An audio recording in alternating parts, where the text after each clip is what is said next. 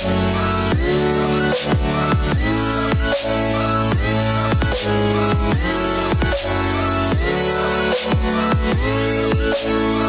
name is Richard Lee. I came from Indonesia. I'm already 10 years as an aesthetic doctor.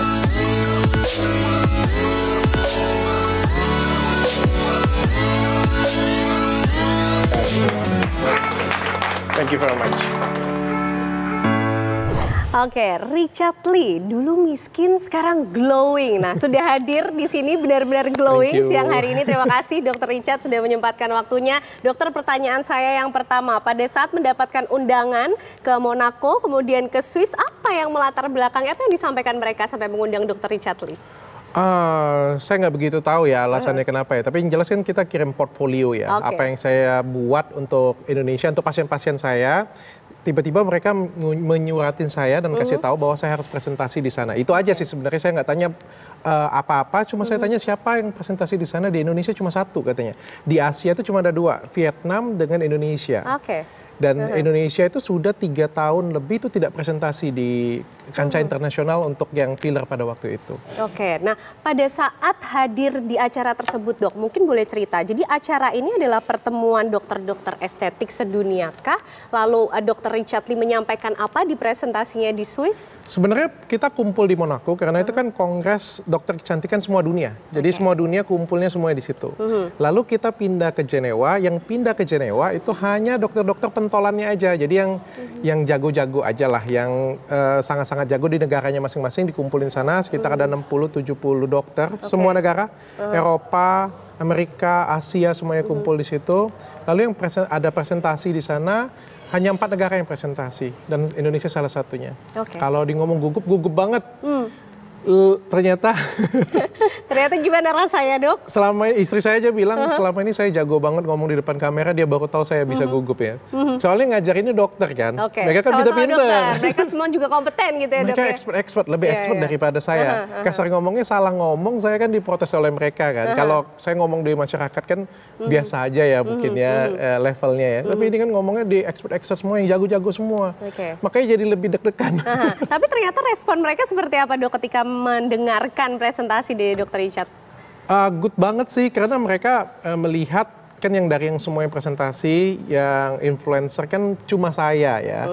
Dan mereka memandang saya ini bisa merubah paradigma masyarakat. Karena sebenarnya saya bawa itu sesuatu hal yang, lagian saya tuh agak malu sih sebenarnya, karena saya bawa presentasi itu simpel banget, sumpah. Yang Vietnam itu bawain bagaimana cara menghilangin kebutaan daripada filler, itu ribet banget pakai jurnal-jurnal. Giliran saya cuma bawain bagaimana caranya kamu merubah wajah pasien jadi cantik cuma 2-3 cc, jadi murah banget kayak gitu punya. Terus nggak kelihatan alien. Kan simple banget kan. Tapi ternyata itu diterima oleh mereka semua, mereka malah big applause banget dan mereka ngerasa ya ini yang harus kita lakukan. Jadi kasih pasien itu low budget. Tapi kelihatan cantik, kagak aneh kayak alien. Menjawab kebutuhan sekaligus tantangan orang-orang di bidang estetika di musim-musim ini begitu dok? Iya kan sebenarnya sederhana banget kan, mereka pengennya, semua pengen ya. Datang, pengen cantik, pengen murah. Pengennya nggak aneh. Ya itu yang saya kasih. Jadi kayak saya mengembalikan lagi ke basicnya. Gitu. Kalau kembali ke basic, kita juga pengen tahu sebenarnya basicnya Dr. Richard Lee itu dulu seperti apa sih sebelum sesukses sekarang ini Dr. Richard? Gimana tuh dok perjalanannya? Saya dari anak miskin. Waktu saya kecil tuh saya tinggal di rumah susun di Palembang. Jadi benar-benar miskin banget. Jadi judul kita betul ya dok ya? Memang benar, memang itu fakta. Dan sampai saya lulus kuliah tuh saya masih jadi orang miskin. Saya nggak punya rumah, saya nggak punya mobil. Orang tua saya itu benar-benar gajinya pas-pasan banget, tapi mencoba berinvestasi pada pendidikan anak-anak mereka. Mereka coba kasih yang terbaik soal pendidikan saya. Saya masuk di FK Unsri tahun 2023 itu murah banget, tapi saya pun harus lulus dari sana itu harus ngajar les privat dan harus ngarepin beasiswa. Lulus jadi dokter tuh saya masih orang miskin, nggak punya apa-apa. Kalau lihat Athena Group sekarang ini, aduh. Ya sudah berdiri sejak 10 tahun ya? 10 tahun, berdirinya 10 tahun. Tapi itu juga cuma isengan doang berdiriinnya. Habis saya selesai kuliah, saya kerja di Sinarmas Group. Nah disitulah perjalanan saya. Sempat tinggal juga di rumah susun di lantai paling atas hingga dapat uang sewa yang murah begitu? Paling murah, paling jelek, paling ujung. Tinggal di situ berapa lama, dokter? Saya dari kecil, dari bayi sampai umur mungkin sekitar 7 tahun ya. Oke. Saya waktu kuliah itu ya, kuliah kedokteran, rumah saya kayu loh. Rumah saya kayu, nggak ada AC, lantai ubin, kamar mandi saya itu pintu kayu yang atas bawahnya itu bolong. Oh bayangin nggak, saya kan pernah ngajak cewek ya sekali ya, datang ke sana ya. Kagak mau lagi ketemu dengan saya ceweknya, sumpah. Langsung mundur. Sempat sampai susah makan nggak sih, Dokter Richard? Oh iya, sudah pasti dong. Oke. Kenapa cewek yang nggak mau ketemu saya? Satu, diajak jalan pakai angkot. Oke. Yang kedua, lihat datang ke rumah saya, kamar mandinya aja atas bawah bolong kayak gitu, punya, oh malu banget lah. Oke. Sampai akhirnya turning point-nya gimana tadi, Dokter Richard? Saya pindah, selesai saya kuliah, saya kerja di perusahaan juga saya digaji cuma jadi dokter biasa. Tapi saya menolak jadi dokter biasa.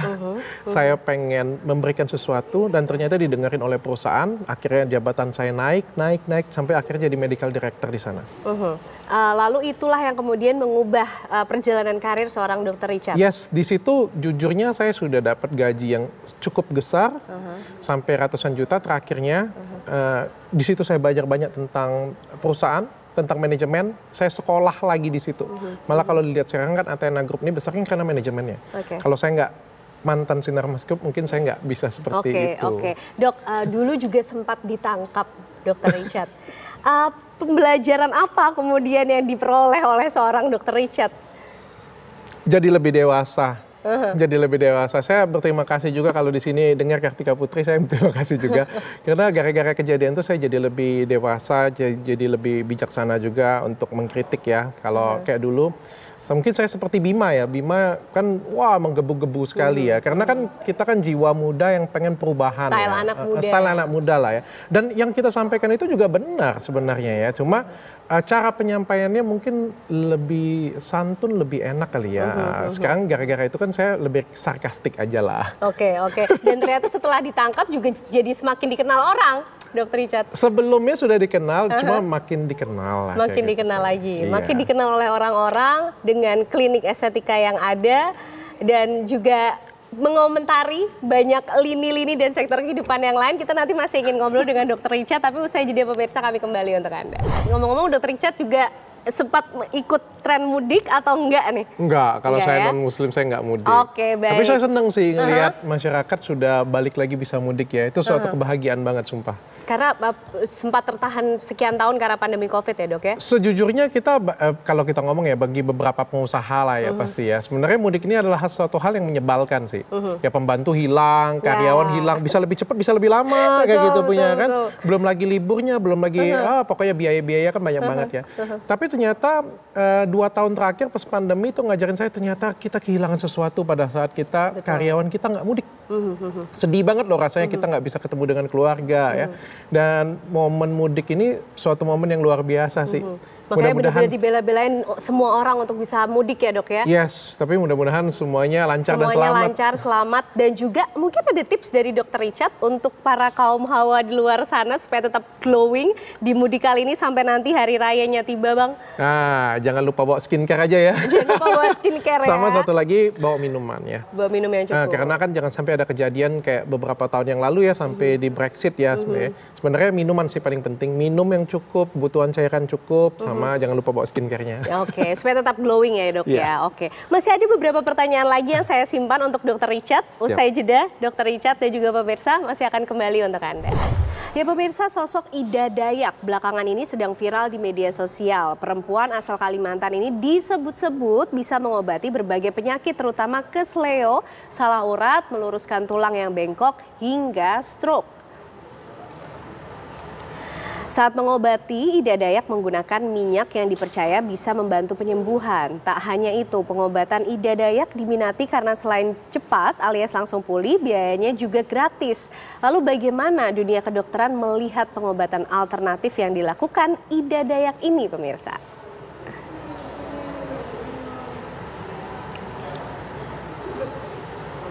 Baik, bagaimana Dokter Richard melihat sosok Ida Dayak dengan metode pengobatannya ini? Ini saya pribadi ya, saya nggak mewakili kedokteran manapun ya. Saya ngeliat positif kok, bagus banget kok. Bagus banget kan. sebelum adanya dokter-dokter selama beratus-ratus tahun, berabad-abad, ya kan metodenya seperti itu. Kalau kita ngelihat kan orang lepas engsel, dulu kan nggak ada yang namanya dokter spesialis ortopedi, kan nggak ada. Kita balikinnya dulu pakai guru karate, guru kungfu kalau di Cina-Cina seperti itu punya. Di Indonesia juga banyak banget loh yang seperti itu punya. Dan hampir tidak pernah kita temuin lagi di zaman sekarang. Dan akhirnya kita ngeliat fenomena ibu daya ini muncul, ya bisa perbaikin tulang, ya tulang yang patah, sendi yang terseleo ya. Bukan stroke ya, saya perbaikin ya. Kalau stroke tidak bisa diperbaikin dengan pegang tulang, nggak bisa.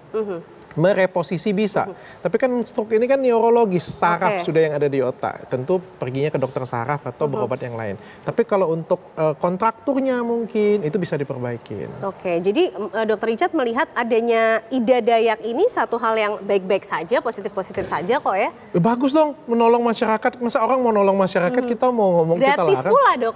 Gratis. Oke, bayar juga nggak ada masalah. Toh kita pakai jasa dia, wajar dong kita bayar. Saya nggak ngerti, ada beberapa orang yang mempermasalahkan bayar. Dia juga cari makan. Mau hidupin anak istri juga, anak-anak yang lainnya juga kayak gitu punya ya. Tentu kan butuh biaya, minyaknya dijual menurut saya sah-sah aja. Yang nggak boleh itu apa? Nipu. Kalau dia bilang dia bisa pindahkan penyakitnya ke kambing, nah ini halu. Kalau dia bilang ini mati saya bisa hidupin, nah ini halu ya kalau kita ngomong ya. Atau dia ngomong ya penyakit-penyakit yang lain dia bisa sembuhkan bim salabim kayak gitu punya ya. Atau misalnya dia jampi penyakit semuanya pindahkan kanker. Nah itu kan baru ya. Dan kenyataannya di Indonesia ini memang begitu banyak ya dok metode-metode pengobatan seperti ini, pengobatan alternatif. Dan diakui kan pengobatan alternatif, dukun beranak itu kan diakuin. Dan kita tidak boleh sepelehkan mereka loh. Belum tentu mereka itu tidak hebat, bisa jadi mereka lebih hebat. Oke, baik. Mungkin ada juga satu yang menarik, Dokter Richard yang juga ikut berkomentar di situ mengenai adanya Dokter Koas nih dok, yang marah-marah. Sebentar. Saya pengen ada yang menarik dulu sebentar. Saya pengen ngomong kayak gini. Cuma ya untuk masyarakat ya saya kasih tahu ya. Apa perbedaan antara ibu daya dengan dokter? Ya, saya cuma supaya balance ya kayak gitu punya. Ibu daya menurut saya bagus banget. Saya nggak ngomong ibu daya deh. Apa perbedaan antara pengobat tradisional atau pengobat-pengobat lainnya yang bukan legal ya, bukan legal dokter lah kita ngomongnya dengan yang lain. Adalah kalau ada apa-apa, mereka tahu, kalau dokter tahu harus ngapain. Contoh ya, mungkin ada yang lebih hebat dari saya, mungkin mbaknya ya. Kalau nyuntik 100 orang setiap hari nginfus, mungkin mbaknya suatu hari lebih jago daripada saya sebagai dokter. Mbaknya ngerjain filler setiap hari lebih jago daripada saya. Ya, daripada saya, ya, karena setiap hari ngerjain terus. You bukan dokter tapi lebih jago dari saya. Saya nggak jadi masalah. Tapi pembedanya adalah ketika terjadi apa-apa, kamu nggak akan tahu harus ngapain. Sedangkan dokter tahu harus ngapain. Ketika kamu suntik orangnya kejang-kejang, kamu bingung, panik, mau ngapain. Sedangkan saya tahu harus ngapain. Jadi kita kan ada koridor, batas dan koridornya. Kalau cuma benerin tulang, wah itu bagus banget sih menurut saya. Pengobat-pengobat tradisional di luar sana juga kalau mau ngerjain sesuatu ya silakan kalau memang dia punya kapasitas dan punya ilmunya. Tapi yang perlu kita ketahui adalah kalau ada apa-apa, ya tentu saja tetap kita bawanya ke dokter. Ini yang mengedukasi. Jadi ada perbedaan-perbedaannya juga ya dok ya. Ada batas-batas di mana yang dokter berbeda juga dengan mereka yang ahli di pengobatan-pengobatan. Nah ya satu lagi adalah kalau misalnya kita datang ke dokter dan rumah sakit, enak pertanggungjawaban. Mudah untuk bisa mendapatkan jawabannya. Jadi kalau misalnya ada apa-apa kan bisa tuntut, bisa komplain. Ini kamu datang bukan ke ibu daya, tapi ke dukun misalnya kayak gitu punya. Mau komplain, saya didohongin ya. Nggak bisa ngomong. Iya, garansinya apa gitu ya dok ya. Nah ini masih dokter juga, tapi dokter kos yang marah-marah di parkiran nih dok. Gimana komentarnya Dokter Richard? Saya pikir semua dokter juga manusia ya. Dokter juga manusia, bisa marah juga. One day kalau misalnya saya juga bisa kelepasan, apalagi capek. Jadi koas itu kan capek banget ya, bisa marah-marah juga. Saya nggak tahu masalahnya apa, ya nggak jadi masalah. Cuma kalau marah mungkin dilepas jasnya aja sih sebenarnya. Saran saya itu aja sih. Kita kan juga manusia, mau berantem boleh, mau apa juga boleh kayak gitu punya. Tapi kan kita bawa profesi kalau pakai jas ya. Jadi mungkin dilepas dulu jasnya, deh mau berantem kita deh. Jadi tidak usah buat profesi gitu. Tapi untuk menyampaikan emosinya dibenarkankah dok? Sometimes kita kan nggak tahu masalahnya apa ya. Jadi kita nggak bisa dengar satu dua pihak ya. Dan kita kan juga sebagai manusia ini kadang-kadang punya emosi ya. Kadang-kadang kita juga bisa kelepasan juga karena capek. Atau orang yang di depan kita juga keterlaluan. Saya ngelihat malah netizen kan ngebelain dokter koas ini kan. Karena saya ngelihat ibunya juga ngatain gila, saya juga kalau dikatain gila kesel juga kali ya. Dan ini kan adik ini kan masih kecil, masih belum berpengalaman juga. Jadi wajar dong dia kesel. Mungkin capek abis jaga malam juga. Cara mengontrol emosinya secara lebih dewasa gitu ya dok. Ya, betul. Oke, ini dokter-dokter sudah kita bahas. Yang menarik juga seorang dokter ikut membahas mengenai Bima Yudho, dok. Yang berkomentar juga kontroversial juga mengkritik soal Lampung yang jalanannya seperti itu, kemudian dilaporkan. Percis kayak saya kan? Oke, nah tuh. Saya bersuara itu karena ini kan percis ya, ketika kita menyuarakan suatu kebenaran ya, kadang-kadang tuh ada tekanan dari pihak tertentu. Menjadi concern saya satu, ini Bima ini kebetulan ada di Australia. Ya. Kepikir nggak kalau Bimanya ada di kota Lampung? Oke. Mungkin habis video pertama lenyap. Langsung hilang. Ya, tekanan dari semua sisi. Yang nggak bisa neken kita, nekennya ke keluarga, nekennya kemana-mana. Dan akhirnya kita mau nggak mau harus diam. Itu kan yang terjadi pada saya juga. Dan saya ngelihat orang-orang seperti ini kan harus kita support. Harus kita dukung. Kalau kita nggak dukung, nggak akan ada terjadi perubahan di negara kita ini. Terus kemudian yang dikritik adalah soal cara seorang Bima menyampaikan kritiknya, dok. Kritiknya kan benar sebenarnya, nggak ada masalah saya pikir ya. Saya pikir apa yang disampaikan juga benar dan itu kan adalah kita ngelihat Bima ini kan adalah masyarakat. Wajar dong kalau masyarakatnya merasakan keresahan. Mana nunggunya sudah bertahun-tahun, ini nunggunya bukan 1 bulan 2 bulan, nunggunya kan bertahun-tahun. Jalannya ini makin lama sampai dibuatin meme, gila kan, jadi waterboom ada. Ada yang mancing di sana ya. Menurut saya ya agak keterlaluan sih. Oke, dok, Bima ini kan potret kekritisan ya. Dokter Richard juga kita bisa nilai sebagai sosok yang kritis juga. Gimana dok dalam menyampaikan kritik di tanah air ini, potretnya saat ini Dokter Richard melihatnya? Nah mungkin pejabat-pejabat kita yang bisa nilai ya. Saya ngerasa kayak sekarang menyampaikan kritik itu masih sangat terbatas banget. Kita harus memperhatikan bibit-bibit bobot untuk ngomong kayak gitu ya. Karena saya bilang Bima itu beruntung loh ada di luar Australia. Saya itu beruntung punya resources. Bisa hire pengacara, bisa hire orang-orang yang ya, bisa ngasih nasihat hukum ke saya. Kalau saya bukan siapa-siapa, saya sudah selesai dari dulu. Apa yang saya mau review lagi skincare abal-abal lagi? Orang saya nggak punya sumber daya. Sebelum saya ada satu dokter juga dan ada beberapa teman juga yang mereview. Kemana? Hilang. Kenapa? Karena mereka nggak punya sumber daya. Kebetulan saya punya sumber daya. Kebetulan Bima ada di Australia. Makanya saya bilang tadi, bayangkan kalau saya nggak punya sumber daya. Selesai. Berarti itu yang membuat seorang Dokter Richard berani sampai sekarang juga mengkritisi hal-hal yang lainnya atau mungkin hal-hal yang sama jalannya dengan Dokter Richard terkait dengan kesehatan. Itu yang membuat Dokter Richard berani menyampaikan kritik sampai sekarang. Yes, saya juga harus jadi keluar untuk membantu orang-orang tersebut. Karena saya ngerasa terpanggil sih. Saya dulu pernah ngerasakan seperti itu, berjuang sendirian, dan saya pengen membantu orang-orang yang seperti saya kemarin ya. Terzolimi, susah banget untuk berbicara. Dan sekarang ketika saya sudah selesai dari permasalahan saya, dan saya punya resource untuk membantu, kenapa enggak saya membantu? Toh apa yang saya sampaikan ini bermanfaat untuk orang lain. Bukan hanya untuk Bima loh, tapi juga untuk orang-orang lain juga. Oke, itu yang membuat Dokter Richard akhirnya punya keyakinan bahwa mengkritisi tidak apa-apa, ada konsekuensinya juga tidak masalah. Oh, konsekuensinya jangan nggak ada masalah dong, jadi masalah. Jadi masalah. Tapi Dokter Richard siap dengan masalah-masalah yang akan mungkin dihadapi ketika menyampaikan kritik itu. Makanya saya bilang tadi, saya belajar banyak dari Kartika Putri. Setelah kuliah dengan Kartika Putri, saya menjadi lebih sarkastik aja sih. Oke. Pemilihan diksinya, pemilihan kata-katanya. Saya kemarin baru dari Lampung loh. Kemarin kan saya kan sudah lama, gara-gara Bima kan saya sudah lama banget nggak nengok Athena Lampung ya, klinik saya. 2 tahun saya nggak kesana. Jadi saya kesana sekalian jalan-jalan lihat Lampung. Benar-benar. Benar nggak jalannya jelek katanya kan? Ternyata enggak. Bagus-bagus semua jalannya. Sip-sip, bagus-bagus semua kok. Yang ada cuma ada beberapa program pemerintah daerah aja. Untuk supaya masyarakatnya nggak ngebut gitu. Ya yang jelek cuma beberapa kilometer aja sih sebenarnya. jalannya nggak ngebut, terus truk-truk juga supaya nggak kenceng larinya, kayak gitu kan kesian kalau orang nyebrang kan ketabrak jadinya kan.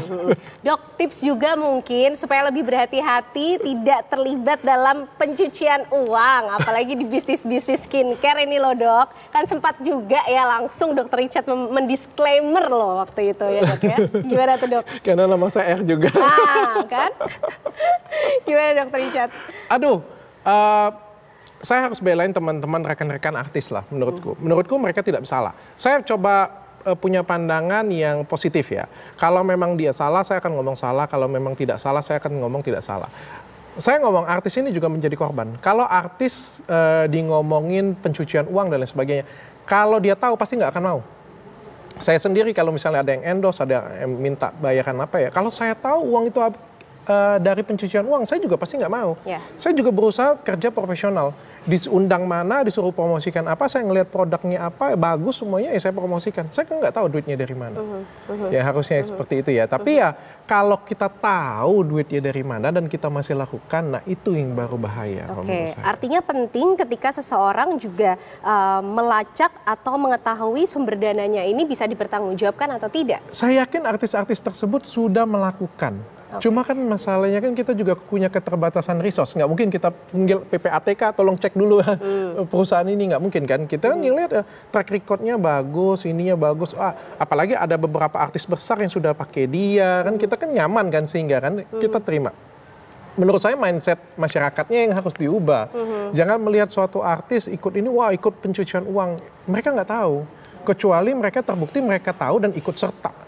Ya kalau mereka mempromosikan nggak tahu ya kita juga manusia biasa kok, kita nggak tahu apa-apa. Gitu. Dokter, dengan kesuksesan dokter yang sampai di titik ini sekarang, pernah nggak sih ada investor yang coba datang ke dokter mungkin terus kayak dokter juga sebentar saya berpikir dulu nih, perlu berhati-hati ketika mengiyakan seorang investor kemudian datang untuk bekerja sama dengan dokter Richard? Banyak. Kalau sekarang kan Athena Group sudah besar, sudah banyak. Ada yang mau beli banyak, tapi semuanya saya tolakin karena saya males ribet sih. Satu-satunya investor yang saya terima cuma ada satu orang. Oke. Bang Hotman. Oke, baik. Bang Hotman Paris yang diterima oleh Dr. Richard. Karena saya itu pun juga bukan masalah nominal rupiah ya. Beliau masuk tuh pada waktu itu beliau ngomong berapa, kok sebut aja harga sahammu berapa, aku beli katanya harga pasar.